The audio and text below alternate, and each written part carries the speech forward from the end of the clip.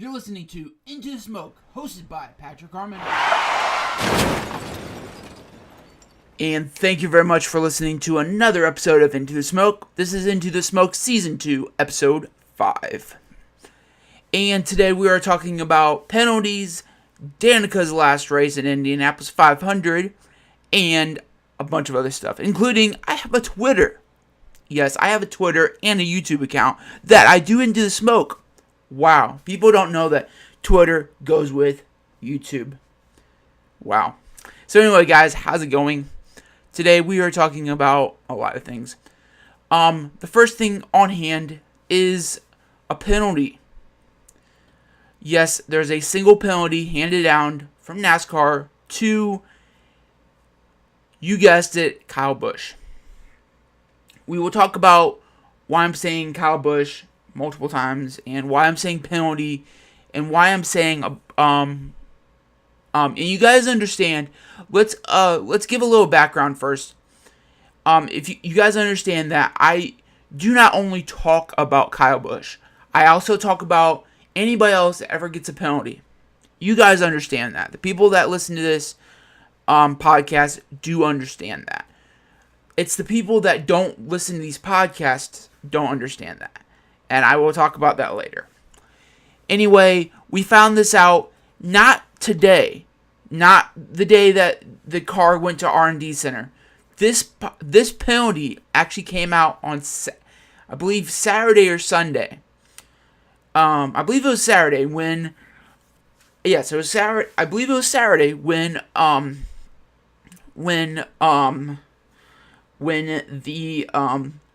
he finished the race. When he was actually in Victory Lane, there was a Victory Lane little video on Twitter, and then soon after I saw that, I saw another another Twitter post saying that he indeed failed post-race inspection. It is a height measurement requirement that he failed. But this is where I get I'm kind of done with these L1 penalties. And this is why. Crew chief fined, I believe it was $10,000. Suspended the next race. Not 2 races, not 3 or 4, just the next race.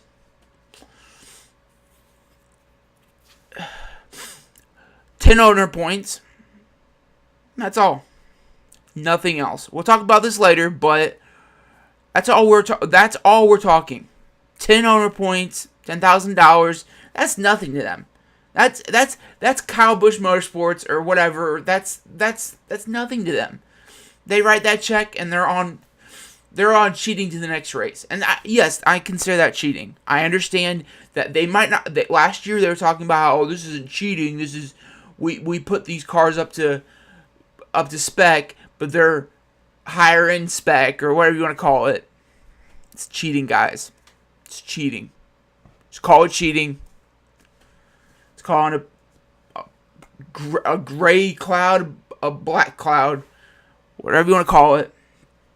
It's still cheating. So we'll talk about this later, some more, because I have a lot to talk about this subject, and I want to kind of get along and see if we can have enough time to talk about this.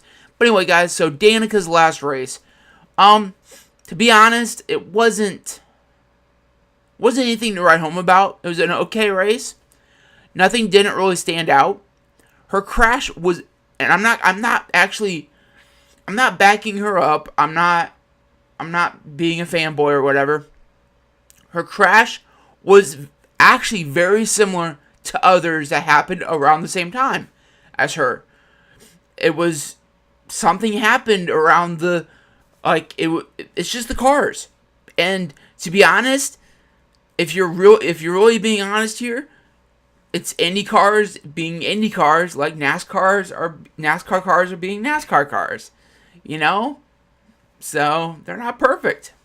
And just like I think it was last year or the year before, a lot of those cars were going really high speeds, and they were wrecking on qualifying and hot laps or whatever. So I don't know. I just don't think it was that. I don't think it was really her fault. I think she came back in a wrong year, and IndyCar really needs to step their game up on bringing a good car to the track.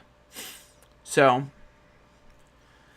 luckily she came out safe, because those cars are not very safe. I'm going to tell you that right now. They're if you would tell me that I want to go 200 plus miles an hour in an Indy car or 200 plus miles in a NASCAR car, I would rather go 200 plus in a NASCAR car.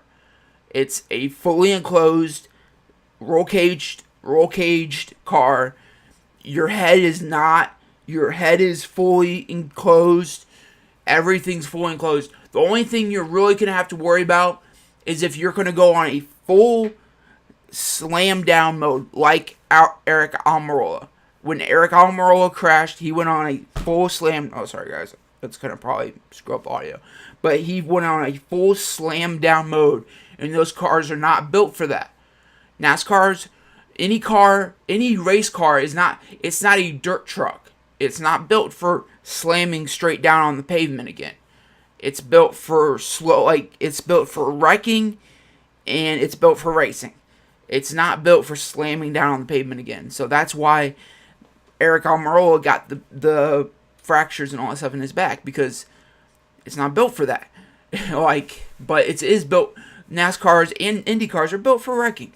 But if that car flipped around, the Indy cars flipped around, and then you ended up sliding on your top of your car, there's a very good chance that you could come out there with a neck injury, a back injury that is caused by the neck injury, or being paralyzed, just flat out paralyzed because of one of those two injuries. Because you have no ultimate roll cage and hood, or not hood, but thing on top. Those cars are not built for landing on top. But if you've ever seen some of those old wrecks back when cars were going like 202, 205 in NASCAR, back when we weren't using those restrictor plates all the time and all that stuff, those hood wrecks where you slid all the way down on your hood, that wouldn't happen in IndyCar. More than likely, you would be on it. You would be on a helicopter flying to IU Methodist or whatever in Indy. I don't know what hospital. It would be IU something. I know that. I'm pretty sure they're not gonna send you to some fifth generation or fifth whatever they call that. But anyway, guys, basically, luckily she's okay. That's all I was trying to make a point there. Because wrecks are really bad in those cars. But luckily those cars don't flip over that easy. Not like they don't. I like how they're set up though. I would like to race one, but do I want to really try to drive my life in those? No. So anyway, guys, we are in our new segment called At Twitter Time. I don't know. At Twitter Time. It's a new segment I like to call At Twitter Time. It's a new series where we go to both my Twitter and sometimes others and just read tweets. The first two are by me. The first one is I'm tweeting at Michael Waltrip 55 or at MW55 for short. And this is a tweet that I tweeted. I think it was during the Michael Waltrip's grid walk, and he was talking to no other than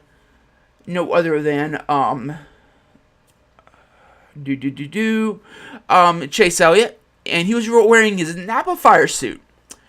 You said you were a Napa know-how guy. Your old team is the reason Napa left the sport for a while. I was talking about that because Michael Waltrip Racing actually left, made Napa leave the sport because his team cheated. Obviously, things got under the wall, basically. Don't you get it? Because NASCAR has walls. Anyway, guys, they came back because Chase Elliott, not so.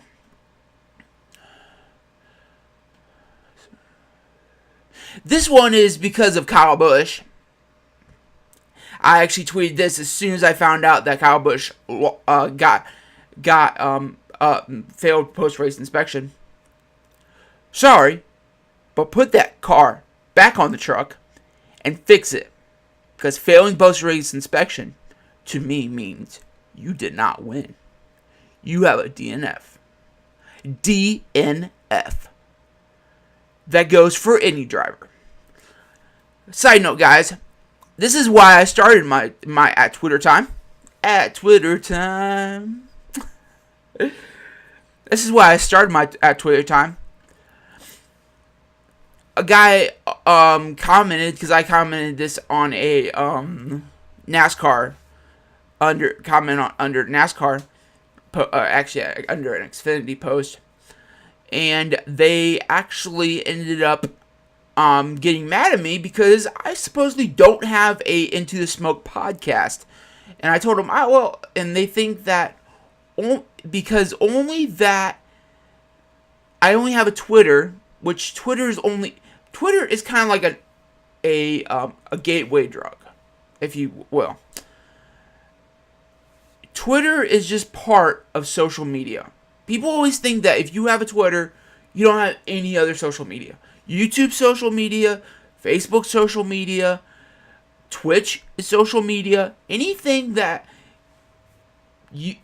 other people see that you post is social media.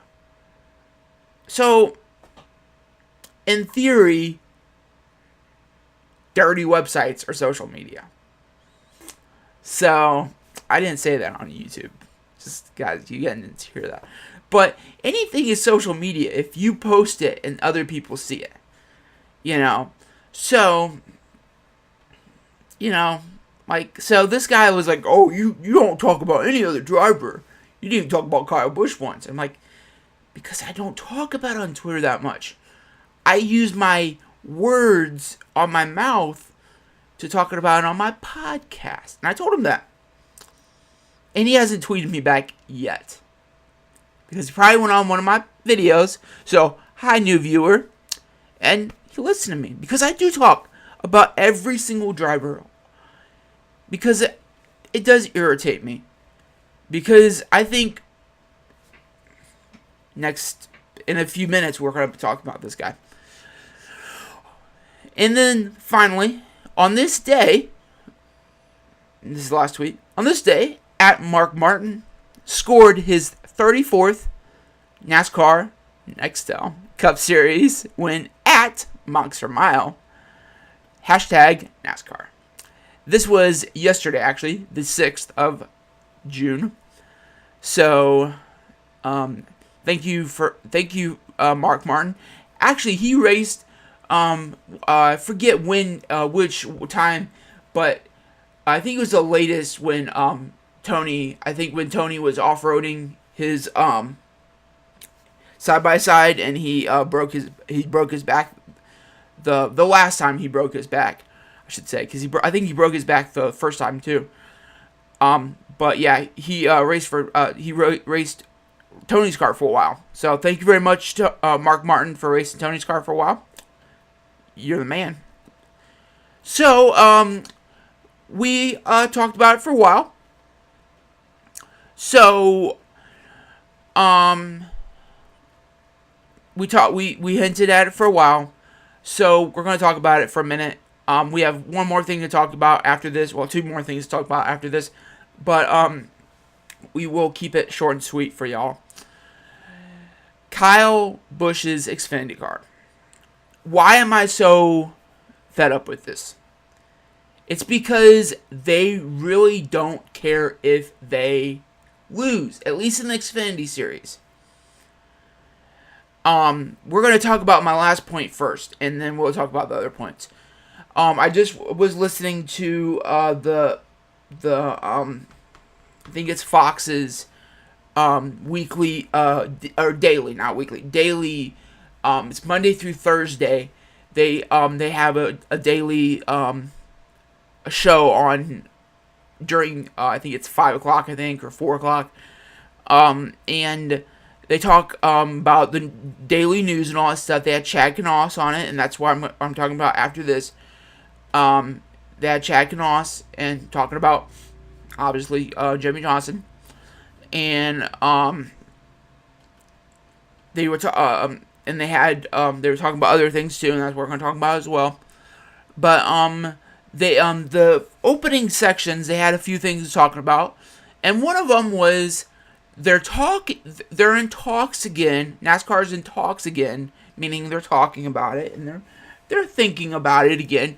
And they were talking about this a couple years ago, but see, what I don't understand. Well, I'll say it first.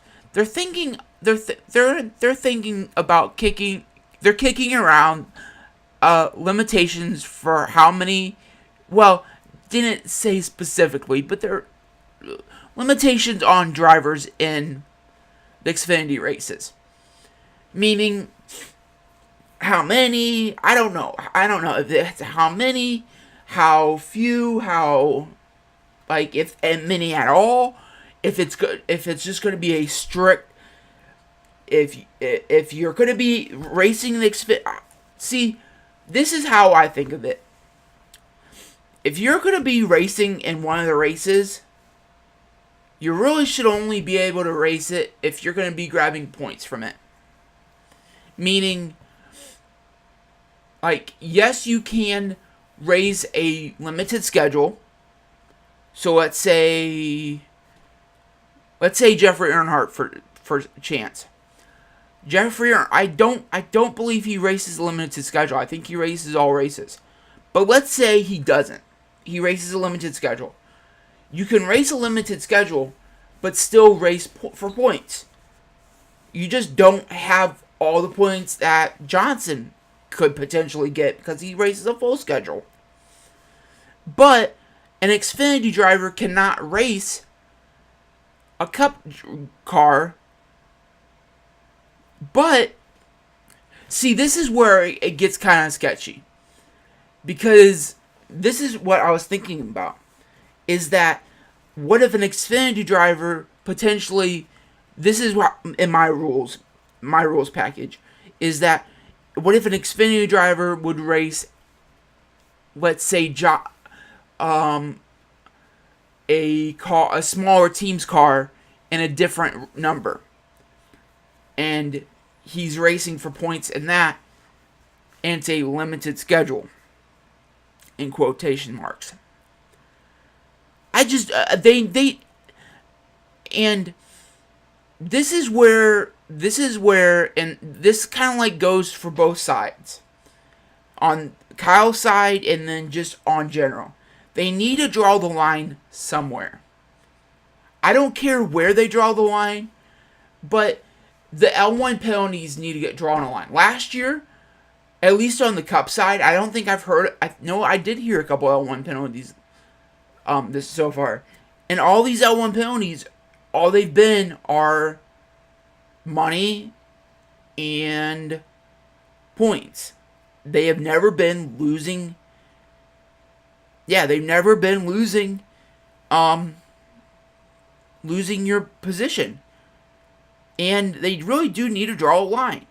If you're calling them basically a cheater because they failed post-race inspection, they went to the R&D center and they're still failing inspections, they really need to draw a line here. You know, they really, where are we going to draw the line? Why don't we just take their earnings away? It's like, and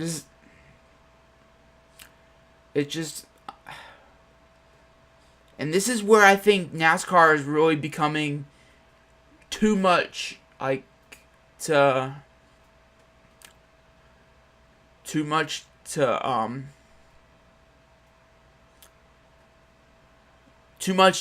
handle with again this year. I know last year I kind of left at around. I know I left before the playoffs. Playoffs. That's a stupid word for a freaking NASCAR. Should be just the chase. The chase. It's called the chase for a reason. We're chasing for the cup. But it's just I feel like I'm going down the same road again, and I don't want to. This is why I want to. This is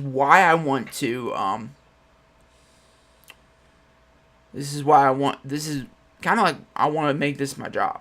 Is follow the NASCAR, but it's just really hard, And the France family is really putting this sport to the ground.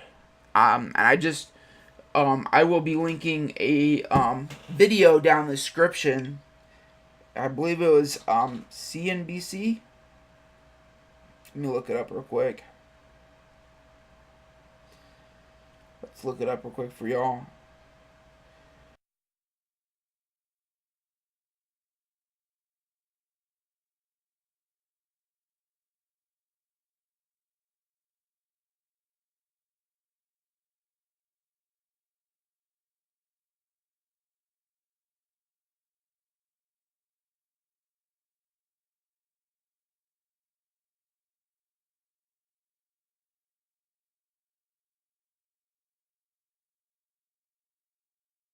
Now, and why would they call it like that if they own the rights?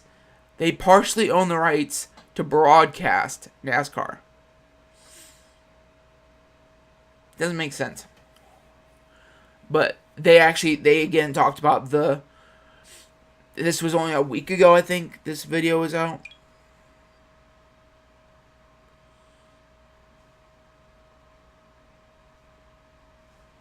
I'm gonna pause it before. There we go. Yeah, May 29th, so it was only like a week ago or something like that, or a week and a half ago or something. So,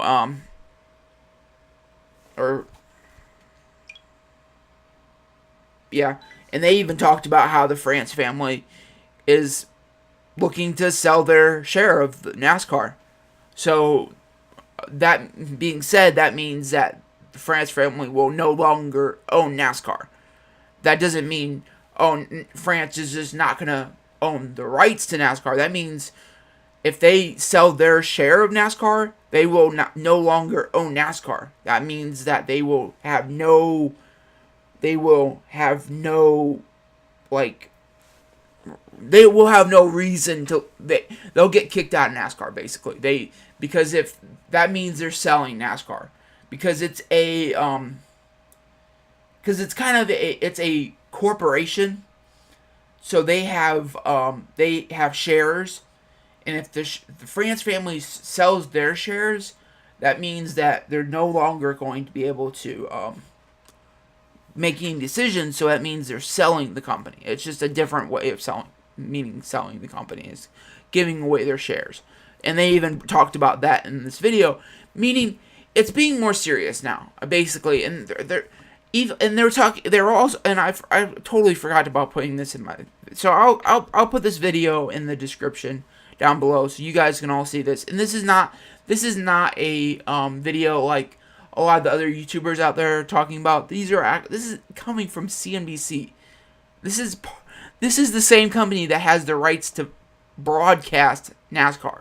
So it's not some foo-foo, off the wall, oh, I know everything about NASCAR. These are actual facts. And they're talking about how even though NASCAR is going downhill, and that they're talking about how even though NASCAR is going downhill, and that even though that seat tickets are declining and all that other stuff that everybody else is saying, the prices, the people that are buying them are going up. So if you, it's really hard to explain though. I'm trying to think how they explained it.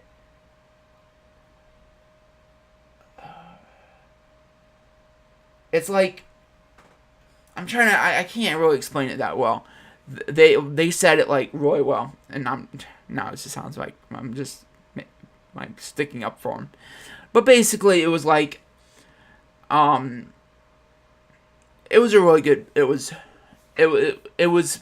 put out really well. The information was put out really well, and it's owned by, it's a CNBC, which is, I think, their business line of NBC. So anyway, I'll put the video down in the description. It's, like I said, it's owned by NBC, so it's the same company that it has the rights to.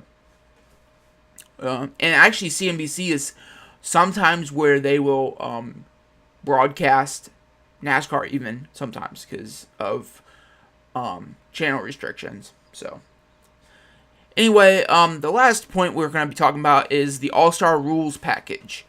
That kind of made it kind of made me mad, because if it was such a good package, why can't we use it in other places, including Charlotte, the Charlotte 600, the Coke 600? So they're actually thinking about running it. Michigan in August, Kentucky, and Indy is going to be the last regular season race this year, which I don't think used to be. So they're even thinking about running it in Indy. So those three races are the potential. They're thinking about running that package. They don't know yet. These are all speculations that are rumors. That NASCAR rumors are a lot different than regular rumors. NASCAR rumors are more like they're coming from NASCAR. They just don't know for sure yet. Oh, like Apple rumors are coming from geeks in like Apple that want to like spread rumors around. But NASCAR rumors are coming from NASCAR. They just don't know if they're they don't know for sure yet. So we just don't know if NASCAR wants to do them or not. The last point I want to make is Johnson, because I told you, Chad Knaus was on the Fox show. I think that was it was probably yesterday, and he was talking, and I'm like, why are you on here? Like, what's your main point? Like, do you really want to like save face for the whole company of Hendricks, or what? Like, I don't know what he's on there. I seriously did not know why he was on. He was on because like Johnson needs to step it up. Between Kyle Busch and Harvick, they have most of the wins, and then Truex got his second win last weekend. So putting that on a big plate is kind of like, I don't know. It's just we need to really look at Johnson this year. Like, do we really think he's the best driver overall? Like, I know it's 1 year, but Truex won last year.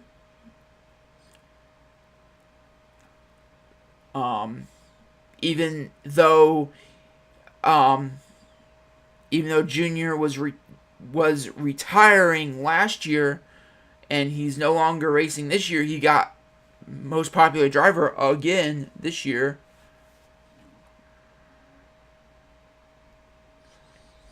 Or last year, I should say. He got most popular driver again last year.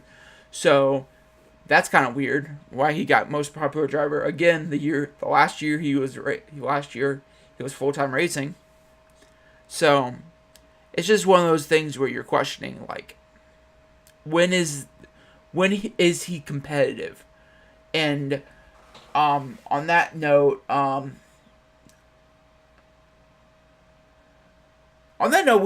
think we'll wrap things up. Like I said, I do have a Twitter. People don't know I have a YouTube account. I have two YouTube accounts. I have two YouTube account. I can't say that right. But you can check everything out down the description. I'm changing that description all the time. I have a Twitter. It's at PatHarmon14. It's down in the description. I have 2 YouTube accounts. I have my gaming, and my NASCAR YouTube account here. The one you're listening to right now. So, if you have any questions or comments or anything else, comment down below, and I'll get to them. So, anyway, without further ado, I do. I'll see you guys in the next one. I might see you guys on the track. Thank you for listening to Into the Smoke. This has been Season 2, Episode 5.